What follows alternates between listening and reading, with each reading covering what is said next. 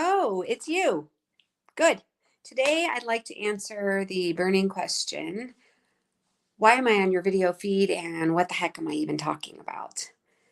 My name is Robin Reynolds. I am a creative coach living in Albuquerque, New Mexico, and I am so passionate about helping others understand that when they become more aware and conscious of their lives and their decisions, they can transform in a tremendous, incredible way.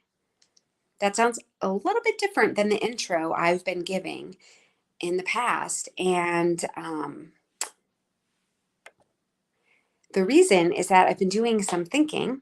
In fact, I changed the topic for today uh, at the 11th hour. And the reason is I've been thinking and thinking about why am I here and what do I want to communicate to the world? What's my big important message, right? And I realized that I don't give a lot of context to my personal story, and I think it makes it a little difficult to connect the dots sometimes. And so today, what I'm doing is just talking to you, no notes, no pre-planned talking points. I just want to kind of chat for a minute and talk through that because am learning so much about that, and I want to share it with you. So, what I'm doing in my business and what I'm doing here today is actually less about creativity and art than it is about personal development.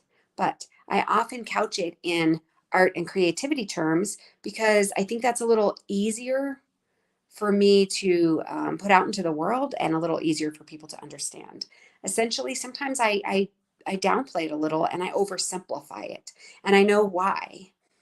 Um, I'm going to talk about what my mission is here, but I want to tell you first why I oversimplify because I bet these concepts apply to something in your life too. So if I put it out there that it's this immense, incredible transformation, that's a little scary. And I think it's a little safer to kind of take baby steps. So let me tell you why I don't talk about my origin story or really a lot of context. If you're a good friend of mine, you probably know pieces of this, and I won't go through it in excruciating detail. But I want to give you the highlights because I think it's important, and it explains how I got here and what I'm trying to do. So I'm from Ohio, from Akron, Ohio, and one of the reasons I don't talk about my background is because I have a huge soft spot in my heart for Ohio, for the beautiful landscape, for the people there, even a lot of my experiences there. But I worry that if I talk about it, I will put those things in a bad light. And I never want to do that. Because the fact is, my experience there, my family of origin, um, the skills that I was taught and that I learned in the world and that I used in the world were not great. And it took me a really long time to even realize that, to even become conscious, aware in my own mind of who I was in the world, how I was behaving, and the fact that I had a lot more autonomy over my life than I was exercising. So, so that's one of the reasons I don't talk about it. Another reason is that it's by turns very tragic. And I really love to be full of sunshine and glitter and, pick yourself up by your bootstraps and get some shit done. And sometimes that dark and dreary side of things doesn't seem to fit in with that. And the last reason that I think is probably the big, big, big one that keeps me from telling my real story is, you know, I never want anyone to feel sorry or pity or anything like that. And to be honest, I feel a lot of shame around that whole story, even though I know intellectually most of it was out of my control, especially when I was younger. Nevertheless, we feel these things, right? So, this is why I haven't really put these pieces together until now. But what I want to say is, I was living in Ohio until I was 34, and I really never understood good communication. I didn't understand that there were grants and ways for me to go to college. I just was in a very myopic, dysfunctional bubble of, and it's the way I grew up, and then it's the way I became as a young adult. Um, Very small thinking. And in order to make big changes, one has to first become aware of the need. And I did not have the emotional skills to do that. Then you need to understand what actions you could take to change that. And then there's the big one, you have to be brave enough and believe in yourself enough to take some risk. And so I didn't do that. I didn't do any of those things. I was more or less just going through the motions. I did always feel very frustrated by my life, but I didn't do anything to change it. And in fact, I thought I was trapped there. That's how I felt. Through a series of unfortunate, tragic events, all kind of together within a very short period of time, I ended up leaving Ohio, and I moved to Albuquerque, New Mexico. One of those events, well, one was a divorce, and the other was the suicide of my sister. And those things just rocked my entire existence. And I had children that were pretty young, and it was very hard for them too. So I really want to say this, it's important. I think it would be easy because what I'm talking about right now is the journey from point A down here, kind of low, to point B up a little higher, much happier, much more joyful, much healthier. I'm talking about that journey. And so I think it would be easy for me to phrase this or frame this in a way that looks like, wow, huge, brave transformation that I took, et cetera, et cetera. But the fact is, I did it almost blindly and unknowingly. I did it out of desperation and really hitting rock bottom, right? Classic. So I also hesitate to tell this story sometimes because I don't want it to be perceived as this huge hero's journey, dun, dun, dun, because I did do it, but and I did do a lot of great things during that journey, and I'm going to tell you that. But taking the journey itself was actually just a knee-jerk reaction to a really terrible time in my life, and sometimes that's what we need to kick ourselves out, right? So moved to Albuquerque. Started college, which was kind of something I never ever thought I would do. I mean, just not even on the radar of my family, my friends, and the people that I was spending time with in Ohio. So came to Albuquerque, started college with these two kids, started working.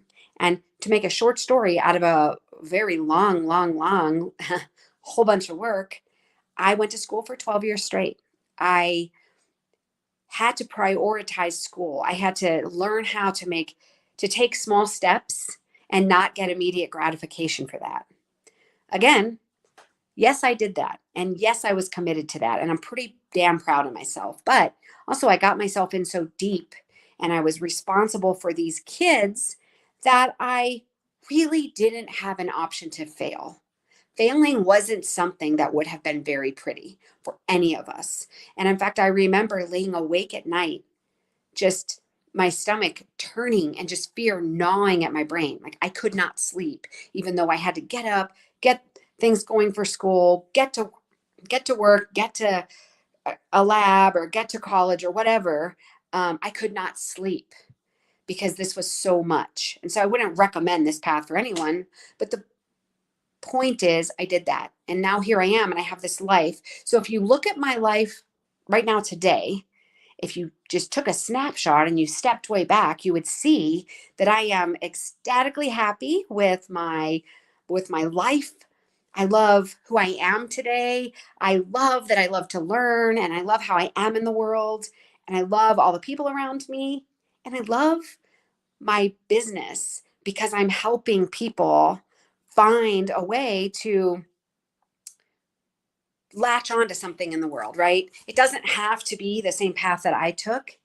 I often use creativity to help people make these connections. And the reason I do that is, remember I said the first step is being aware or conscious of where you are and what you need and what you want. And a lot of times, creativity, particularly journaling for me, that really helps to make those connections and then to walk and talk yourself through it as you're traveling that really hard path. It's going to be different than mine, but it's probably going to be difficult, right? Because change isn't easy. And so I'm telling you this story today, and I'm kind of just oversimplifying this story too, but it's because I want you to know how I got here. I'm not just some chick on the internet trying to offer some advice that I don't know anything about. What I really care about is that I think there are people out there. Maybe there are people like I was in Ohio that, and this was a different time too. I mean, I'm 52, and so we did not have the internet like we have now. I don't know how I don't know how my situation would have changed had I had the information channels that we have today. But I suspect people still get locked in what they know, the rut that they've gotten themselves into, what their family has taught them, decisions they've made that aren't serving them. And it's really hard to make a different decision. I suspect there are people out there that were raised in fabulous families. And for whatever reason, they can't find that sweet spot in life, that awareness of what they really need and want, and then the step-by-step path and plan to take themselves there one little baby step at a time. And so that's what I'm all about. It's that enabling yourself to be different in the world and be more powerful in the world. I just happen to use creativity to get there. And I believe most people can use creativity as a tool because it is very powerful. So that's who I am.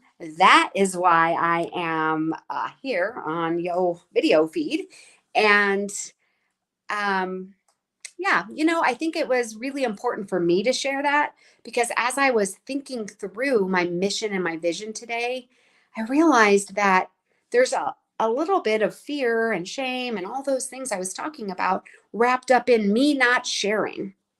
The other thing is, I never want to appear like I'm bragging or that I just, you know what I mean? I don't want to be that person. Okay. So I'm not here for that. I am here to say we have power in our lives. I happen to use that power to go to college and do some professional things and become an artist and et cetera, et cetera. I don't know what your passions are. I don't know, but I bet you they're in here somewhere. And what I want to help people do, if they need it and want it, is I just want to inspire you to listen to that more.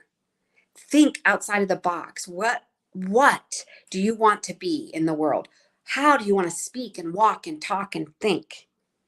You have the ability to do that.